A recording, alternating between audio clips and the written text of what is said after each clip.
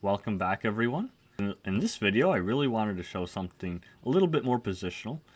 This is a position from one of my own games, and so we're only going to go through a few moves here, but we're really going to kind of discuss the reasoning because I think a lot of beginner players or even intermediate players might be slightly confused by the moves that I chose here. So let's get into this more positional concept.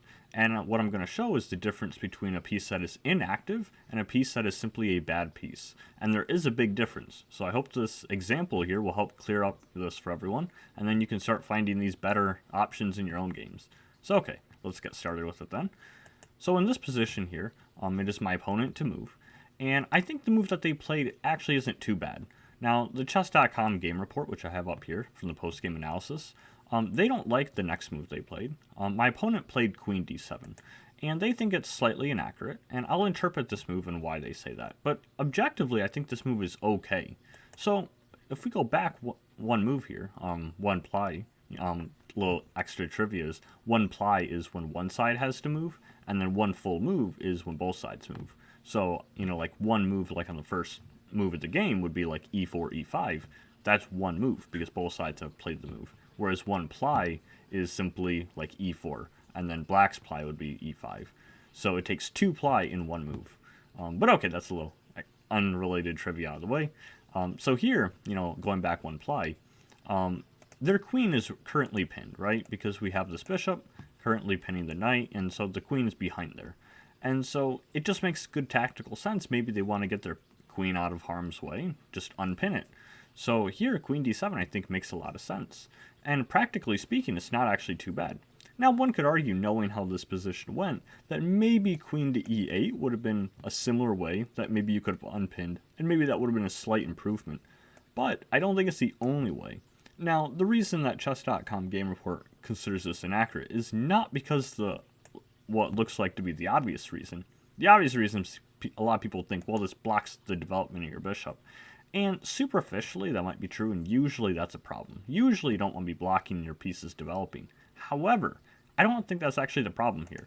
See, their queen move is actually okay, because where's this bishop developing, right? Like, if we're going to develop it, well, this square is controlled by our pawn, so it's not developing here on this diagonal. It's not developing here for the same reason. We have a pawn here. And it's also not developing here. And then, of course, this square is definitely controlled by our bishop and rook. So really, this bishop is not really developing anywhere along this diagonal. So that's not really actually helping them too much. Now, you could say that maybe the bishop could have developed to d7. Maybe that would be a better square for it. But if the bishop was here instead of the queen, what squares is this bishop actually looking at? I mean, if we look down this diagonal, well, this square is controlled by my pawn, so is this square, and this square is controlled by my knight. So really, the bishop is not really well placed on d7 anyway. Maybe my opponent knew this, and they just figure, well, I'll put the queen there because the bishop probably doesn't belong in d7 anyway.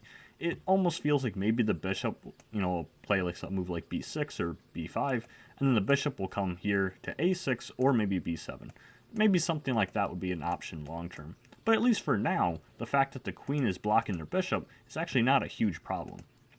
So, what is the problem then? Well, if we go back a bit, I think the game report prefers, because white is just castled queenside here, and black's king is castled kingside, oftentimes that kind of signals both sides might want to start launching a pawn storm.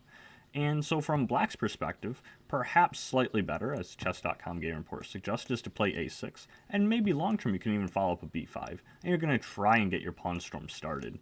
But okay, queen d7 I think is an okay move. Now, what I'm going to play here, this next idea after this, is kind of what I think is the key move that sets us up. I think most people see this, is they think, well, if I want to keep developing, I can develop my own bishop, and I can also gain a tempo on the queen. So this seems fairly intuitive, I think, to some people. It's not the only move. King b1 is also solid. So many of these, moves are not the only moves. This is just how the game went. But this is a fairly logical looking idea, I think, for most people, because you gain tempo on the queen. But once the queen moves, this is where the puzzling part happens. Because here, after the queen is moved, I didn't play this just to gain a tempo on the queen. See, if we look at the pawn structure here, all these pawns are kind of locked up. They're not really advancing anywhere.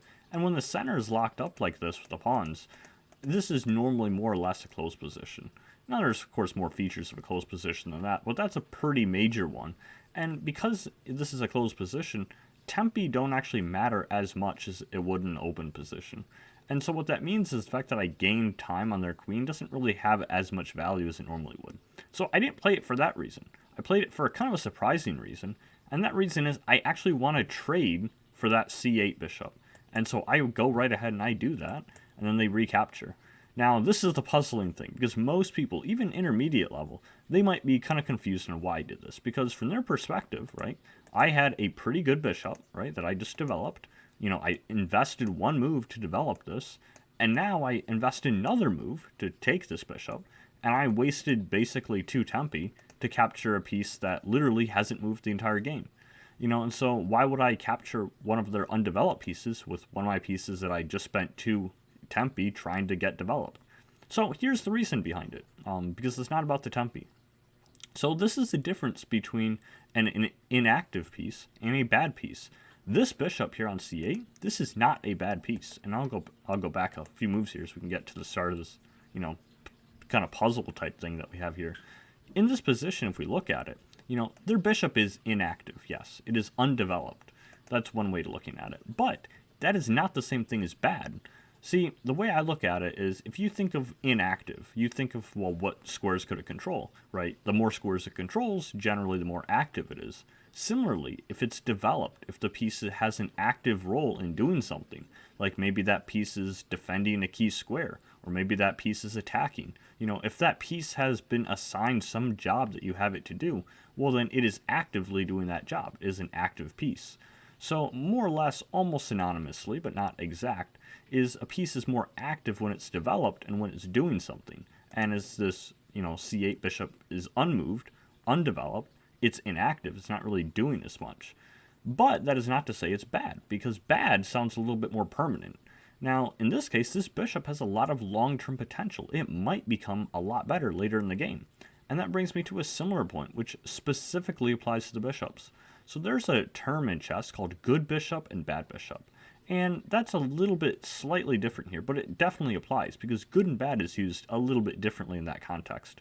So what that refers to is when someone says a good bishop. Now, if you haven't heard this term, you might think, well, this bishop is not so good.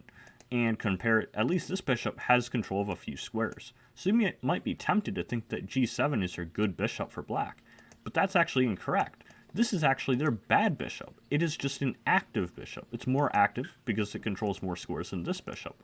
But what makes it bad or good has to do with what color complex most of their pawns are on, especially their central pawns. So if we look at the black side here, most of their central pawns, all these pawns here with this very nice pawn chain they have, these are all on dark squares. And so what this means is it's the same color complex as this bishop.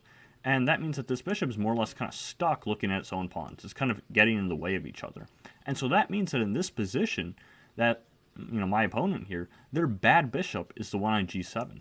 Similarly, the bishop that is on the opposite color complex, in this case the light squares, to all these dark squared pawns, that bishop is considered their good bishop.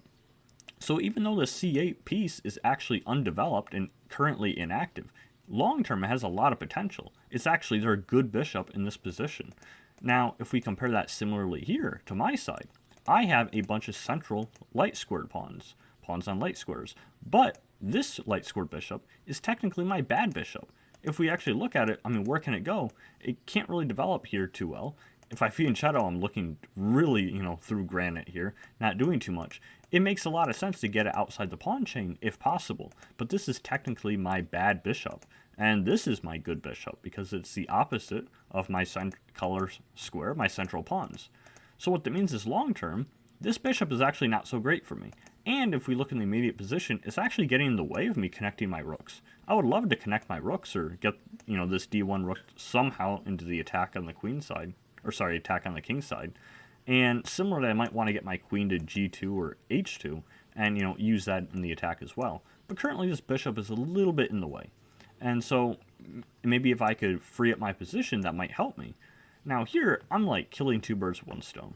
Because when I, play this, even if their queen wasn't here, I might still be tempted to play bishop to h3. Because, in this case after their queen moves, but even if they had a different move instead, I'm going to want to take this piece. Because although this, bishop they had on c8 used to be, inactive.